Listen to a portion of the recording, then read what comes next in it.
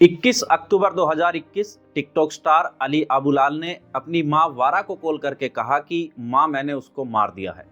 जैसे ही उसने ये बात कही, मां ने जवाब में कहा ये मजाक की बात नहीं है, ये मत कहो, ये मजाक नहीं है। और जब मां ने अली की बात पर यकीन करने से इनकार किया तो उसने कॉल कट करके उन्हें कुछ तस्वीरें भेजी। अब अली द्वारा भेजी गई तस्वीरों में खून से लथपथ दो लाशें थी। उनमें से एक लाश थी अली की पत्नी ऐना की, और तस्वीर देखकर वारा सहम गई और सहम कर जमीन पर गिर पड़ी।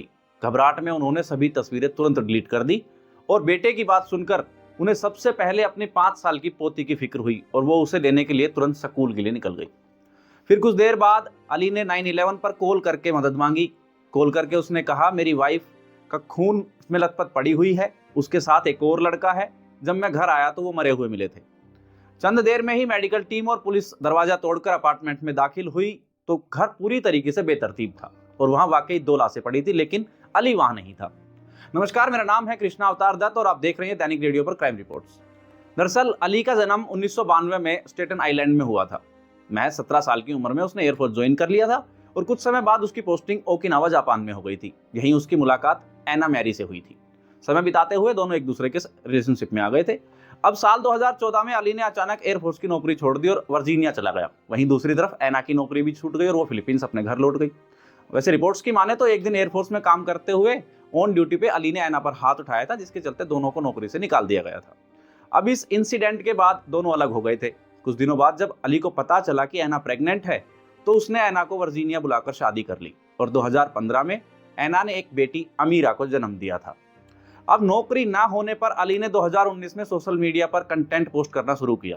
यूट्यूब, इंस्टाग्राम और टिकटॉक पर उनका यूजर नेम जिनकीड था, जिसमें सेलेब्स की मिमिक्री करके वो जल्द ही बहुत ज्यादा पॉपुलर होने लगा।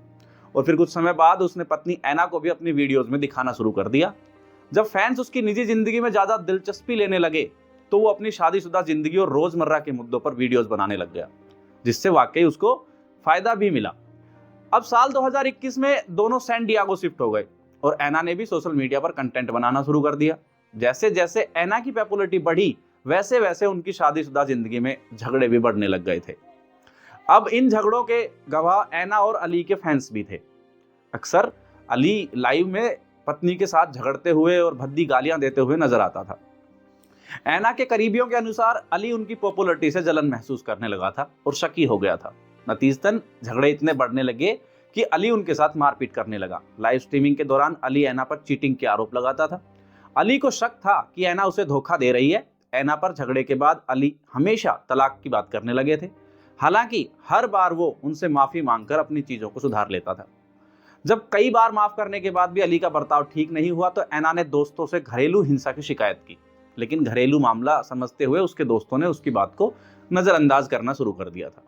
अब अक्टूबर 2021 की बात है जब अली ने ऐना को इतनी बेरहमी से पीटा कि उसका कंधा टूट गया।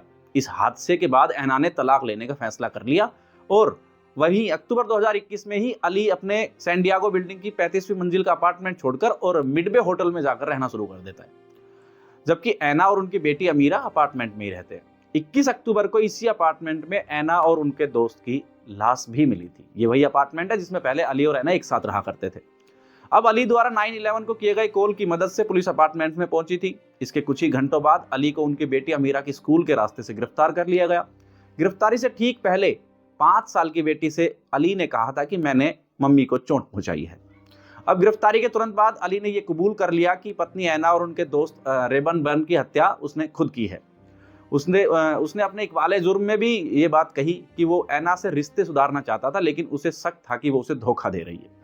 जैसा कि हत्या के कुछ घंटे पहले अली ने ऐना के लिए गुलाब और घर का सामान भिजवाया था। कुछ देर बाद ऐना का कोई रिएक्शन देखने के लिए वो अपार्टमेंट पहुंचा। वहां पहुंचकर उसने देखा कि भिजवाया गया सारा सामान अभी दरवाजे के बाहर ही पड़ा हुआ था।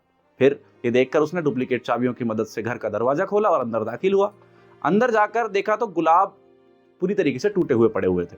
उसने अपार्टमेंट से ही ऐना को कॉल करके पूछा कि वो कहाँ है, तो जवाब में ऐना ने कहा कि वो अपार्टमेंट में ही है। ऐना के इस झूठ से अली गुस्से में अपना आपा खो बैठा और पूरे घर में तोड़फोड़ मचा दी। उसने पत्नी का सामान फेंक दिया और फर्नीचर तक को तोड़ दिया। ऐना के झूठ से उसका शक सच में तब्दील होने लगा था और इस शक के चलते उसके शक को पुख्ता करने के लिए उसने एक जासूसी कार्रवाई की। उसने अपनी बेटी के आईपैड के अंदर एक ऐसा एप्लीकेशन डाउनलोड कर दिया जिससे वो होटल के रूम में बैठे बैठे ही घर की आवाजें भी सुन सकता था। ऐप डाउनलोड करते ही वो घर से निकलकर होटल आ गया और ऐप खोलकर होटल में बैठकर घर की आवाजें सुनने लगा। अब कुछ देर बाद जब ऐना घर लौटी तो घर की हालत देख उन्होंने अपने दोस्तों को कॉल करके कहा कि अली ने घर में तोड़फोड़ कर दी है, उन्हें बेटी के घर लौटने से पहले घर की हालत ठीक करनी पड़ेगी। ऐना ने दोस्त से कहा कि वो उनकी बेटी को स्कूल से पिक कर ले, साथ ही ये भी कहा कि वो जल्द ही अली के खिलाफ कोर्ट में रिस्ट्रेनिंग ऑर्डर भी लेगी। ऐना की ये सारी बातें अली अपने होटल रूम में बैठा बैठा उस एप्लीकेशन के जरिए ही सुन रहा था। अब कुछ देर बाद ऐना ने फिर एक कॉल किया। वो कॉल उन्होंने अपने दोस्त रेबन बैरन को किया था। ऐना ने उनसे कहा कि वो घर आकर उसकी मदद कर दे। जैसे ही ऐना ने रेबन को घर बुलाया वैसे ही अली का गुस्सा और बढ़ गया, क्योंकि उसे याद था कि कई मौकों पर रेबन उनके सामने ही उसकी पत्नी ऐना से फ्लर्ट कर चुका था। उसने मान लिया कि वो दोनों मिलकर ही उसे धोखा दे रहे हैं और वो तुरंत अपनी गन लेकर अपार्टमेंट के लिए होटल से रवाना हो गया। अब अपार्टमेंट पहुंचते ही अली ने ऐना और रेबन को काउच पर देखा और चिल्लाना शुरू कर दिया। दोनों के बीच जमकर बहस हुई, जिस बीच अली ने अपने पॉकेट से गन निकालकर उनके सिर पर शूट कर दिया और ऐना ने तुरंत वहीं दम तोड़ दिया। अब रेबन ने चीखना शुरू किया तो अली ने उन पर भी कई बार फायरिंग की, लेकिन एक गोली लगने की वजह से उसकी भी मौके पर ही मौत हो गई।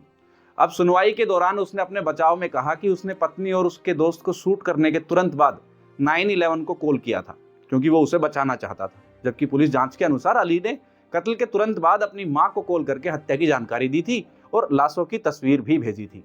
वहीं अपार्टमेंट कॉरिडोर के सीसीटीवी फुटेज में भी उसकी आवाजें रिकॉर्ड हुई थी। फुटेज के अनुसार अली ने 5 बार शूट किया था और उसके बाद मां को कॉल करके इसकी जानकारी दी थी, ना कि 911 को। अब सुनवाई के दौरान अली की मां ने भी कबूला कि हत्या के तुरंत बाद उन्हें फोटो भेजी गई थी, जिन्हें कोर्ट में पेश भी किया गया था। अब अली की मां ने उसके बचाव में ये भी कहा कि जब वो महज 15 साल की थी तब अली का जन्म हुआ था और शादी के बाद उन्हें 2 बच्चे और हुए। अली के पिता भी उसके लिए बेहद सख्त थे और उसे काफी मारते पीटते थे। घर में आए दिन होते लड़ाई झगड़ों से बुरा असर पड़ा और अली का बर्ताव जो है बाकी बच्चों से अलग हो गया और वो जिद्दी और चिड़चिड़ा हो गया था। इसलिए 17 साल की उम्र में अली को ADHD यानी attention deficit hyper activity disorder हो गया था, जिसका इलाज भी बाद में चला था। अब मर्डर केस की सुनवाई के दौरान अली के डॉक्टर्स ने भी बताया था कि साल 2021 में कई बार ब्रेकडाउन होने पर अली ने मेडिकल मदद मांगी थी, लेकिन सही असिस्टेंट नहीं दिया गया। अब इन सभी दलीलों के बावजूद जून 2021 में अली को दोहरे हत्याकांड का दोषी मानते हुए उम्र कैद की सजा सुना दी गई। इस दौरान अली लगातार अपशब्द कहते हुए तालियां बजा रहा था। ये और इतना ही नहीं, अली ने फैसला सुनाने वाले जज से भी अपशब्द कहे थे।